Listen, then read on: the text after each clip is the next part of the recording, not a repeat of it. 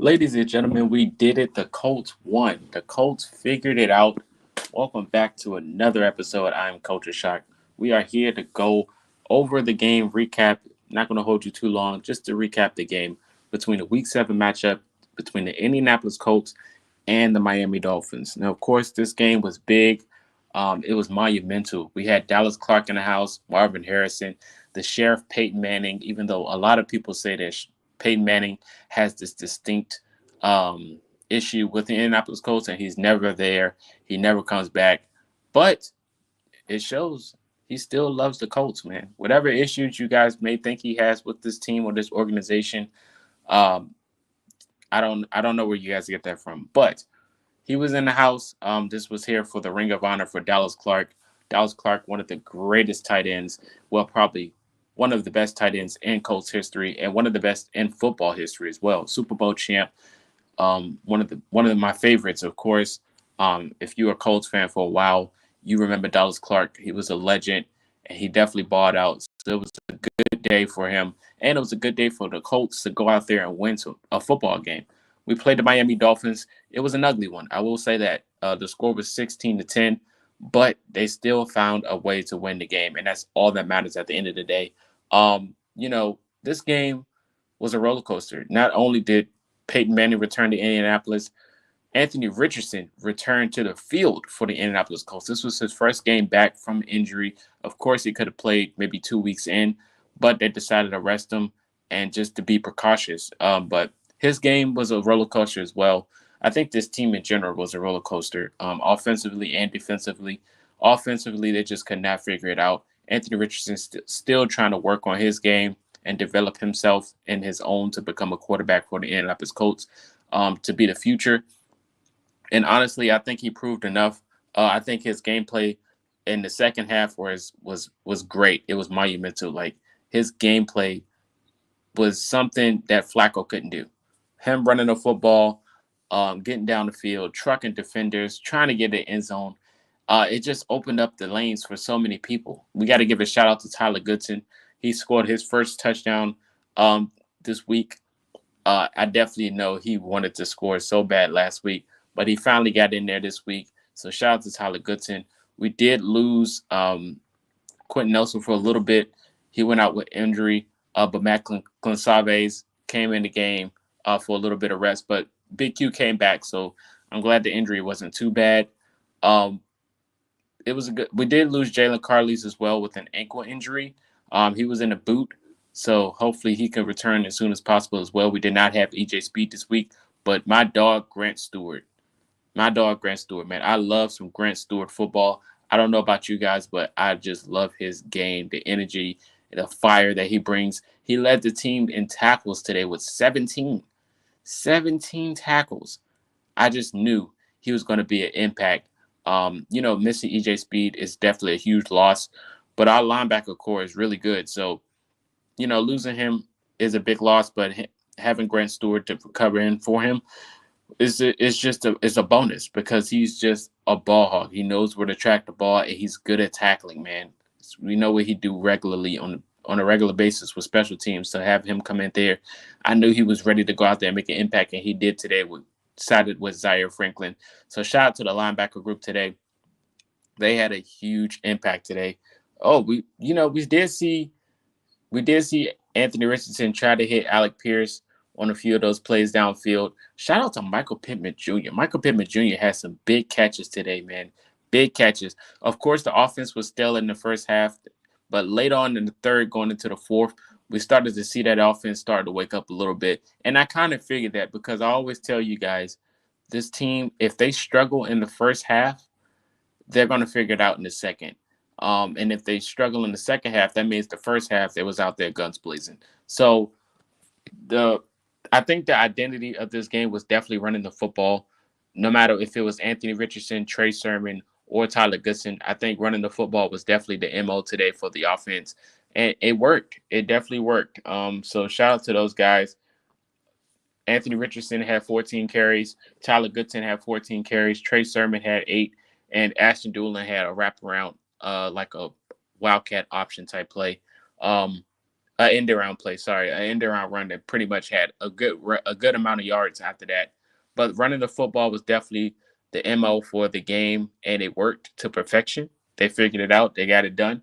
A.D. Milcher had himself two good catches today.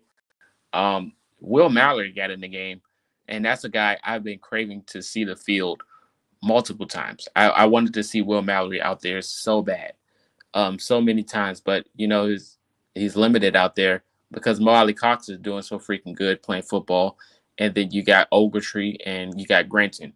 But we do have a good team, man. We have a solid team. As long as they stay healthy, they go out there and play football. Anything's possible. Now, granted, with this win, the Houston Texans lose, and next week we got another showdown, and that has a huge, huge, huge, huge, huge stake um, at risk with these two teams. Battle of the AFC South. Both of these teams are balling, but the Texans did lose to the Packers. The Colts lost to the Packers earlier this year, so it's going to be a game with a lot at stake here, man. So it's going to be important to see what team pulls it off. But back to Anthony Richardson's performance, he started off a little rusty, and that's something we all expected. He still has to figure out, develop.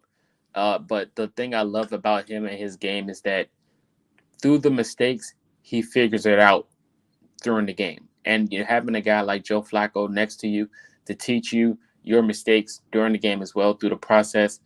It's very important to have Joe Flacco in your locker room as that veteran.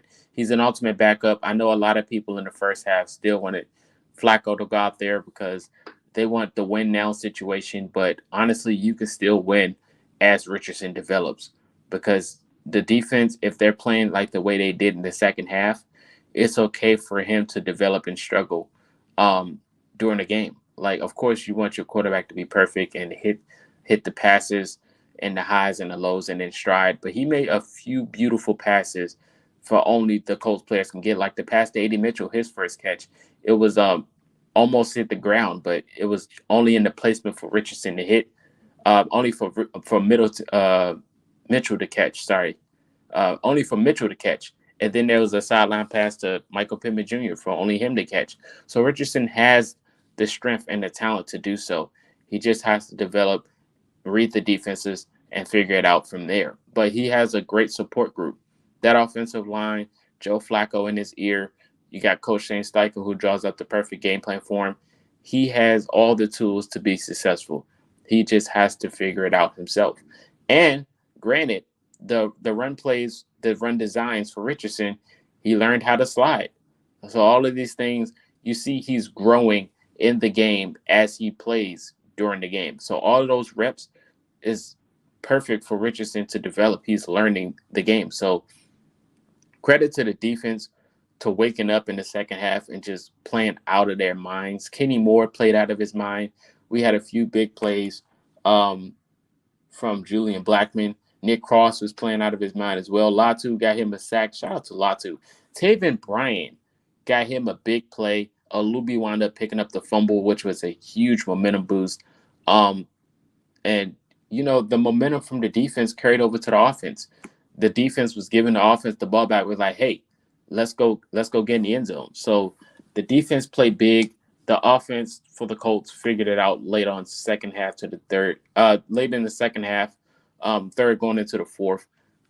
This Dolphins defense, they tried to be fierce and feisty, but they really shot themselves in the foot a lot with the penalties. The penalties, the Dolphins is one of the most penalized teams in the NFL in this show today as well. The Colts had some boneheaded penalties, but of course it didn't affect them at the end of the day. They wound up getting the dub. Shout out to Matt Gay.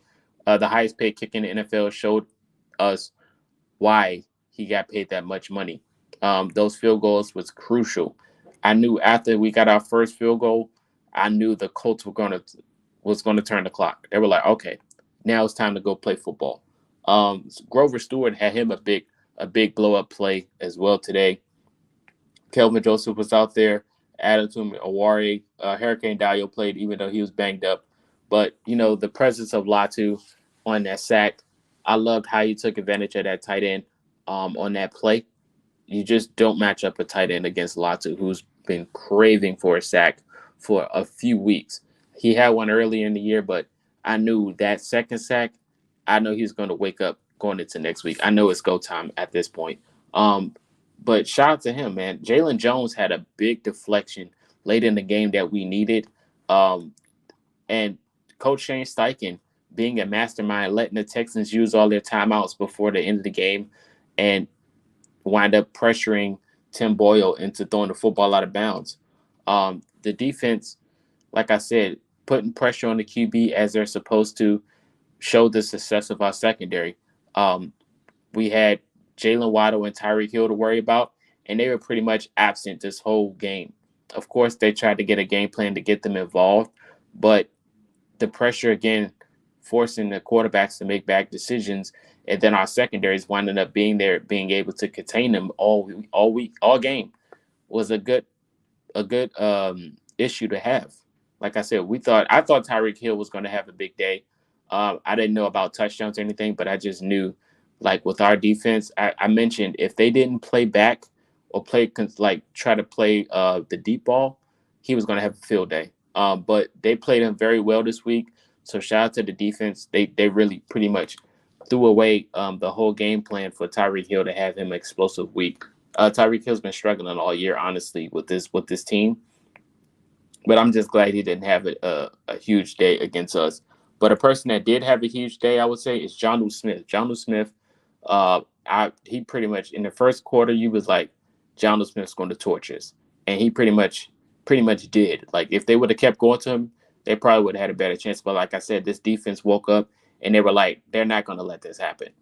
Um, Devon Achani, his debut coming back, he had a big day. I thought he was going to take one to the house eventually. Raheem Mostert, that fumble, like I said, other than that, he was running aggressive. The run game for the Dolphins was working to a certain extent. If they, it was a, and it's starting to become a norm. If you think about it, most teams, opposing teams going up against the Colts, they have success in running the football, but they just go away from it. I don't know what that is or what that may be.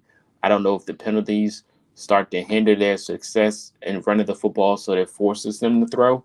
But hey, to each his own. If that's what they want to do and they want to give us a dub, let it be. Let it be. You won't hear me complaining at all. Tyler Huntley did get hurt this game. Um, the pressure got to him, and he bounced to the outside, to the right side of the field, wound up throwing on the run, and then taking a nasty hit a nasty landing on the throw, and wound up sidelining him for the rest of the game, which brought in Tim Boyle. But Alec Ingold had himself a huge day. Ingold is the fullback for the Dolphins. A lot of people do lose the fullbacks in defensive schemes because we're not really expecting much from them. Utilization wise, a lot of them are just blocking, but Ingold is a dual threat. I think he's really good receiving the football as well, and it showed. Alubi did wind up hawking him down on the sideline, but he had a big play as well. It definitely was a great W, man. It was a nasty game, but a win at the end of the day is all that we care about. And the progression through Anthony Richardson, again, I mentioned Richardson started off rusty, but that was expected, and a lot of people, like I said, was rooting for Flacco to come in at that point. But again, you don't develop if you don't make mistakes. You got to learn from your mistakes. That's where the development happens. Like I said, it was a lot of passes where he knew he could have hit, but he didn't. But then, like I said, when the defense started waking up, the offense and Anthony Richardson's like, all right, we got to go get in position to get some points. And they wind up driving down the field. They really did. So, like I said, it's good to see Richardson read the defenses and make some plays happen. There was it looked like I don't know how to describe this play, but I seen Downs motion through the backfield, and then it was like an RPO design, but wind up hitting Tyler Goodson in the flat. Like that whole college style offensive play was crazy, and it had the crowd roaring. The crowd was so loud today. That's the energy we need every week. Hopefully, he needs to learn how to slide and stop trying to run people. He was sliding this game. He slid a few games, but I mean, you matched up against a small DB. Richardson, he's built like a robot. He's going to take that. He's going to take that. And he didn't do it every time. So he learned, he slid a few plays and he ran the defender over on one play. I mean, it is Richardson.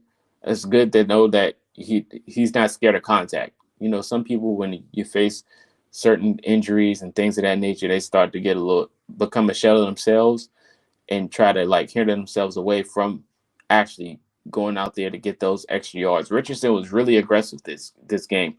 And this is one of the things we were wanting to see from the offense. We wanted to see run designs for Anthony Richardson. You seen how fast he was and how quick he was. I wish I could pull it up and show you, but how fast he was on those runs and elusive and how hard it is to get him down. Even the sack with Jalen Ramsey. Jalen Ramsey tried to get him down on the sack, and he's just too big and strong of a quarterback for that to happen. He's just too strong and big. And that's something that the Colts never had in the backfield. They never had a guy that's elusive and strong and tall and can throw the football. All of these things in one. Never seen it in Indiana. Never seen it. I dare anybody to tell me otherwise because I've never seen somebody like this at the quarterback position. It's awesome to have. It really is. Your worries go down a little bit. Like I said, there was plays when Anthony Richardson evaded the pocket. Andrew Luck, stop it. Stop it. Andrew Luck was a better quarterback. But as mobile and strong and elusive as Anthony Richardson, no. Anthony Richardson's the first. Anthony Richardson's the first. He is. I'm not saying he's better or anything. I'm saying his ability to evade the pocket and fight through contact, he is the first. He is the first. But like I said, there was plays like he fought for extra yards and, evaded the pocket and got out of there.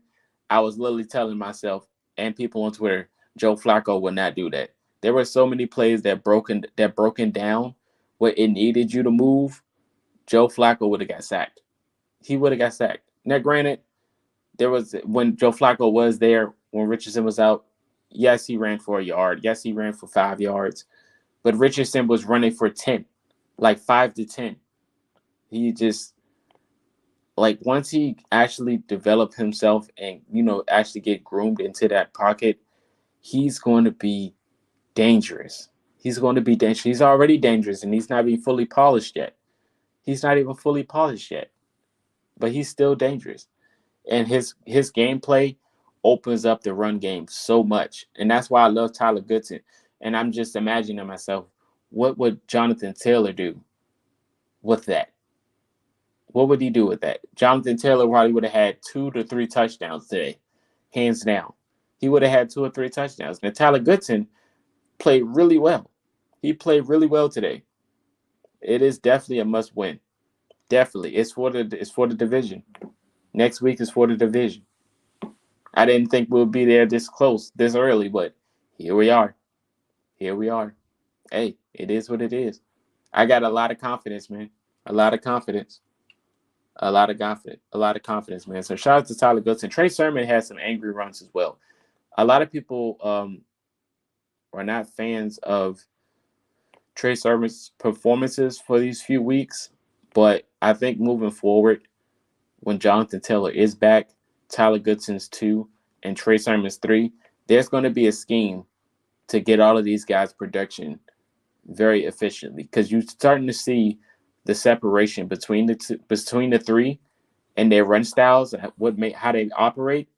It's going to be a scary sight moving forward when all of these guys are out there playing football. What's going on, March, man? It's going to be a scary sight moving forward. It really is. It really is. It really is, man. But Michael Pittman Jr., I wanted Michael Pittman Jr. to score as well. He had 3 good catches today. 3 good. But like I said, that first half was very nasty to watch. Very nasty. Very nasty to watch. But I never lost hope because I always know in the second half they're going to turn up. But that first half is unacceptable. It is. It is. It's unacceptable. You can't have a game like that and expect to win because if there was any other team and we played the way we did in the first half, they probably would have put up 20 points. They probably would have put up 20 points. They probably would have. It is what it is.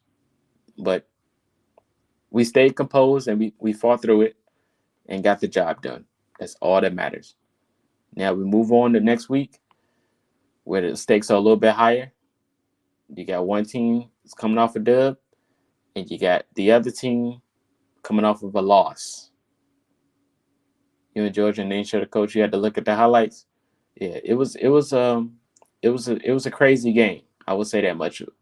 All of those fumbles, I would have loved the interception, but there was some big play fumbles, man. Big fumbles from both sides, honestly. Jalen Ramsey tried to get he tried to make some splashes. And you almost forget that Jalen Ramsey's on the Miami Dolphins, but just because of how they were playing, he almost felt so non-existent. He felt so non-existent. He was trying to like intimidate our offense, like knocking the ball out the hands, pushing the players. He like pushed Josh Downs out of bounds, tried to swat the ball when we tried to get them to the ref. Like he was trying to kick in an intimidation factor, but we would at the end of the day, it's like you're non-existent. You don't have fear. You don't put fear in anyone anymore. And it is what it is. I seen Odell out there. He was trying to make some plays, but he just couldn't get it done. The defense was all over Odell. Waddle couldn't get out. He couldn't get it done. Josh Downs, he had a decent game. He did. I mean, he had empty calorie plays. He had one catch, but he had empty calorie plays. The best receivers today was Michael Pittman Jr. And because the offense was very stale all game. Very stale all game. This game came down to running the football. Our success came from running the football. We didn't do anything else. But yeah, the pass game was very bad. We stunk on third downs. Our efficiencies on third downs was bad. But the play calling, like I said, late into the second half, the play calling got better. We forced the Dolphins to do a lot of things they didn't want to do, like use all of their timeouts very early. Shane Steichen's a great mastermind at that. They thought we were going to go for it on fourth down, and it forced them to use a timeout before the 2-minute warning. So, like I said, this team bend but didn't break, and they were very disciplined. Late in the third, going into the fourth, they were very disciplined. So that was a good sight to see. But it was a lot of punts this game, so you didn't really have any splashes. You didn't really miss much, Gabriel. It wasn't really like it wasn't really like a shootout. The score was 16-10, and everything you're thinking is pretty much what happened. There was a lot of fourth down plays, a lot of punts from both sides. So that was pretty much how the game wrapped up. Just punting the ball on both sides. But I'll be back later on this week to give you guys a preview of the Colts and Texans week 8. It's going to be a movie. That's going to be the next video. It's going to be a matchup preview. But you guys just got to stay tuned. It could have been 0-3 too. As long as the Colts win, I'm good. That's what I'm saying. As long as the Colts win, I don't care what the score is. It could be 2-3. It could have been 2-0. I'm still excited because that's at the end of the day, it's either you won or either you lost. But other than that, I appreciate you guys for tuning in. I'll be back later on to drop another video, but you just got to turn your notifications on. But until then, you guys have a great victory week. You guys stay safe and enjoy it. And I will see you guys next time.